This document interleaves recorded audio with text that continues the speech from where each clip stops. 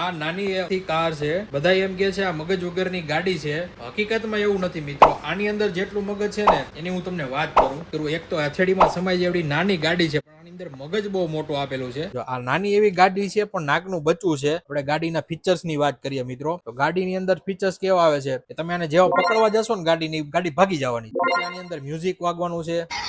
આની અંદર જો નાની એવી લાલ કલરની લાઈટ રહેવાની છે. અહીંયાથી તમે ગાડીમાંથી મોડ ચેન્જ કરી શકો છો. આ મેપ સાથે આવે છે, એની ઉપર ચાલવાની છે ગાડી. અને તમે ડ્રો કરશો ને મિત્રો, એની ઉપર પણ ચાલશે ગાડી. સારી ક્વોલિટીમાં આવવાની છે. ઓટો ડેમો મોડમાં પણ ચાલશે.